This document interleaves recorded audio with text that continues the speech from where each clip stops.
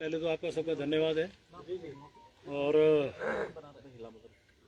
सुबह मैं अपने शहीद स्थल होके आया हूँ। वहाँ पे श्रद्धांजलि देने के बाद मैंने कहा आपसे भी बात की जाए। और जिस प्रकार से वातावरण आज मेरे प्रदेश में बनाया गया, और मैं तो एक आंदोलनकारी रहा हूँ, मुझे बहुत कष्ट हो रहा है ये बात कहते हुए कि एक आंदोलनकारी को जब हम लोग कहा करते थे कि आज दो, अभी दो, उत्तराखंड राज्य दो, चाहे जो मजबूरी हो, मांग हमारी पूरी हो, तो धन्यवाद तो उस शख्स का करूँगा जिन्होंने उत्तराखंड राज्य बनाया, माननीय अटल बिहारी वाजपेयी जी का। और उनकी कृपा के बाद आज माननीय मोदी जिस प्रकार से इसको संभाल रहे हैं, उनका भी मैं धन्यवाद करूँगा। और आज हमारे जैसे व्यक्ति को साबित करना पड़ रहा है कि हमने उत्तराखंड के लिए क्या योगदान दिया। जब मैं डोएला रहता था तो आप सब जानते हैं कि उस समय जब आंदोलन ये चला, और आंदोलन में चाहे बाजार बंद करना रहा हो, चाहे ट्रैफिक जाम करना रहा हो, रेलवे जल्दी से उस टाइम उसको वो ट्रैफिक जाम नहीं कर सकते थे, लेकिन उसका भी किया, कॉलेज स्कूल बंद किए, जितना कुछ कर सकते थे हम लोग, रैली निकालना, ये सब करना, करते रहे। और मैं संक्षेप में बोलूँगा क्योंकि लंबा विषय ना हो जाए, क्योंकि आपको भी कई जगह जाना होगा। और उसके बाद मुझे वो दिन भी ध्यान है कि जब मुजफ्फरनगर को हमें जाने के लिए कहा गया, सारे लोग मुजफ्फरनगर गए। हमारे उत्तराखंड के गांधी स्वर्गीय इंद्रमणि बडोनी जी आज दुनिया में नहीं है, मैं उनको भी श्रद्धांजलि अर्पित कर रहा हूँ। हमारे उत्तराखंड के गांधी कहे जाते थे। उन्होंने आह्वान किया कि हम लोग दिल्ली जाएं।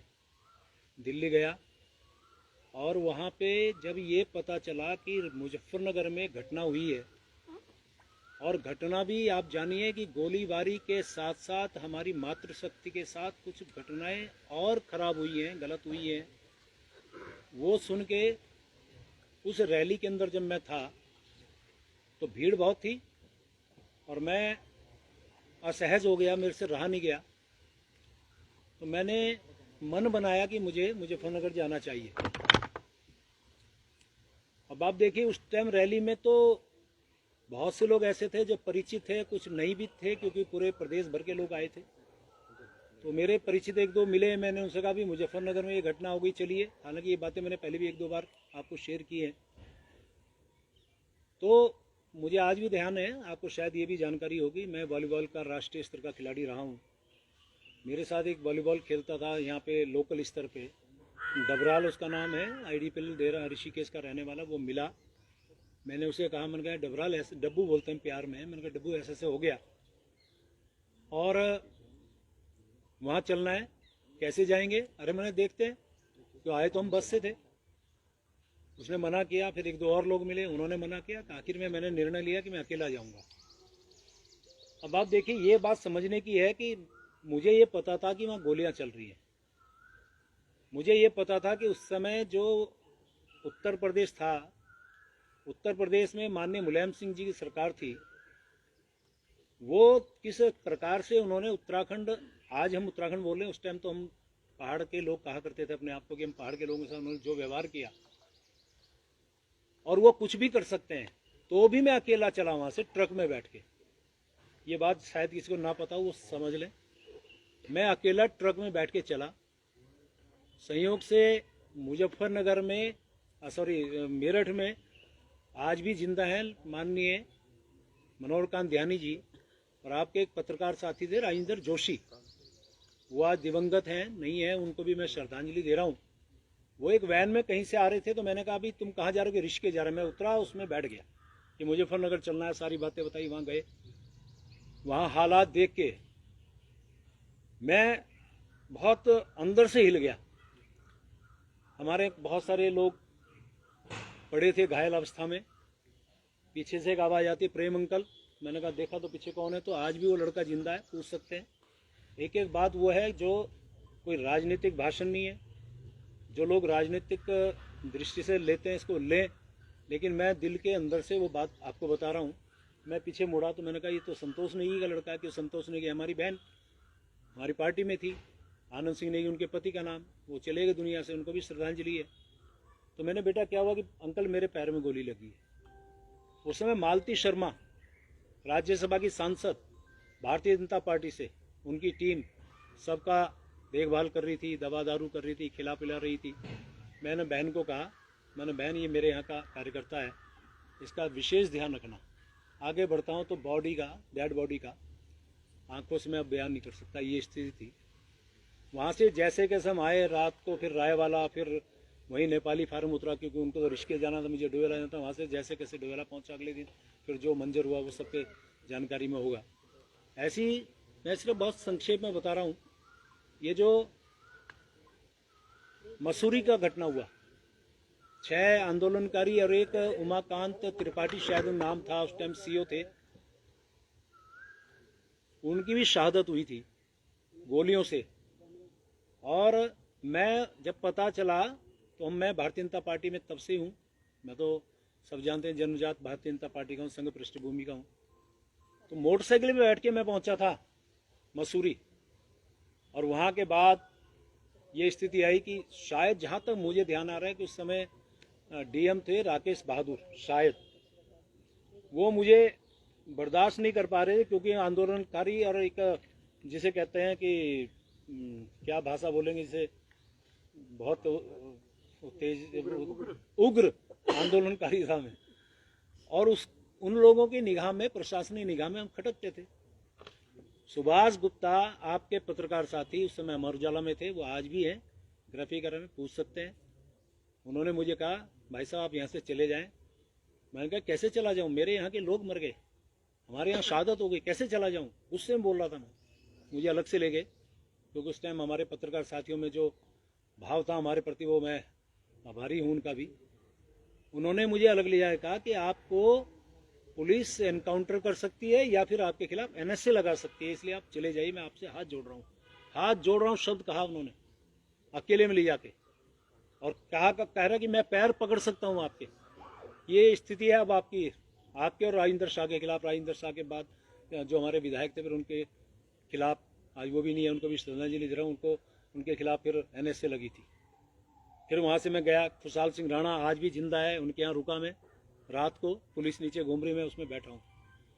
और उसके बाद मैं वहाँ से सुबह सुबह अपनी मोटरसाइकिल से भागा, देखा तो यहीं पे जो आपका कांग्रेस भवन है, यहीं से वो बॉडी मुसरू से आई। तो यहाँ पे लोगों ने जाम लगाया, जैसे कैसे बॉडी को जो हरिद्वार तक अंत्येष्टि उनकी होनी थी उनको भिजवाया। तो ये बहुत सारी घटनाएं। डॉक्टर मनोज जोशी जी आए थे डोयाला में, उनकी अरेस्टिंग में नहीं होने दी, बहुत देर तक उनकी गाड़ी के आगे लेटा, बहुत सारी घटनाएं। तो मैं ये जो बातें बताई, इसका मतलब सिर्फ इतना है कि जिसने इस आंदोलन, इस उत्तराखंड को बनाने में अहम भूमिका निभाई, लाठियां खाई है। तो मेरे पास आज वो फोटो नहीं है, यदि वो फोटो तो मैं आज आपको दिखाता, कि वो फोटो आप देखते तो पुलिस वाले लठ मार रहे हैं, मैं नीचे पड़ा हूँ, रहे एक हाथ से अपने आप को सेव कर रहा हूँ कि बचा लो। ऐसे मैं उस टाइम लाठियाँ खा रहा था संघर्ष के दौरान। तो आज ऐसे व्यक्ति को सिर्फ इसलिए उसको टारगेट बना जाए तो मुझे बोलने की आवश्यकता नहीं है। और मेरे जैसे एक आंदोलनकारी की बात को जिस प्रकार से तोड़ मरोड़ के पेश किया गया, चलिए मुझे बड़ा दुख है, मैं बहुत आहत हूँ आज कि ऐसी स्थिति में मुझे लगता है कि जिस प्रकार से माननीय धामी साहब मेरे माननीय मुख्यमंत्री हैं, उनके कुशल नेतृत्व में मेरी सरकार बहुत अच्छा काम कर रही है, प्रदेश के सर्वांगीण विकास का काम कर रही है। और माननीय मोदी जी का तो क्या कहना, उनके तो आशीर्वाद से हमारा उत्तराखंड राज्य आज नित दूनी 4 गुनी प्रगति की ओर बढ़ रहा है। किसी भी स्थिति में मैं बात करूं तो माननीय मोदी जी का जो लगाव झुकाव हमारे उत्तराखंड वासियों से है, और मैं हमेशा एक बात करता हूं, उनके दिल में हम बसते हैं और हमारे दिल में वो बसते हैं। तो वो तो हमेशा हमारे इस प्रकार के नेता हैं जिनको 21 देशों से जिनको सर्वोच्च सम्मान मिला हो, उनका प्यार आशीर्वाद हमारे उत्तराखंड को मिल रहा है, मैं उनका भी बहुत धन्यवाद कर रहा हूँ। और इन सब बातों के बाद जो वातावरण मेरे प्रदेश का बनाया गया, मेरी इच्छा है मेरा प्रदेश आगे बढ़े। मैं इस प्रदेश को आगे बढ़ाने में मेरे से जो योगदान, जो मेरा हो सकता है, मैं देने को तैयार हूँ। और इसलिए आज मैंने निर्णय लिया है अपने पद से त्याग पत्र देने माननीय मुख्यमंत्री जी के पास है। बहुत बहुत धन्यवाद।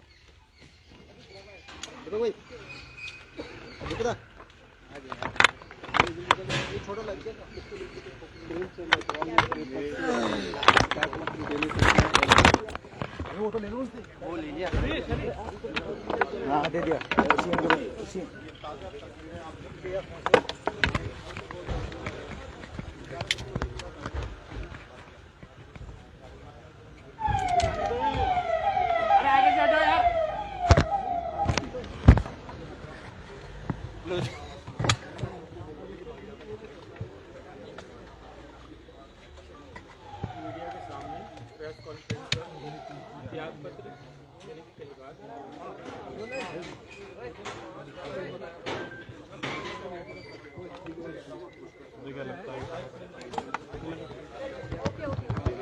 और अभी हाल ही में जो कैबिनेट मंत्री हैं प्रेमचंद अग्रवाल, उनके द्वारा प्रेस कॉन्फ्रेंस करी गई और साफ तौर से प्रेस कॉन्फ्रेंस के दौरान ही उन्होंने साफ तौर से कहा कि वो इस्तीफा देने मुख्यमंत्री आवाज जा रहे हैं। और ये जो हाल फिलहाल में जो पहाड़ी और मैदानी का जो अभी तक सारा मामला चल रहा था, उसको लेकर काफी टिप्पणियां भी जो है की जा रही थी और बार बार जो है जितने भी उत्तराखंडी है राज्य आंदोलनकारी है उनके द्वारा इस्तीफा मांगा जा रहा था। और यहाँ पर आज प्रेस कॉन्फ्रेंस कर जो कैबिनेट मंत्री है प्रेमचंद अग्रवाल, उन्होंने अपना इस्तीफा यहाँ प्रेस कॉन्फ्रेंस के दौरान कहा कि मैं इस्तीफा देने सीधा सीएम आवास जा रहा हूँ। और ये लाइव तस्वीरें और प्रेस कॉन्फ्रेंस आप देख रहे थे रफ्तार मीडिया के माध्यम से। देहरादून से रफ्तार मीडिया के लिए मैं सुशांत सिंह।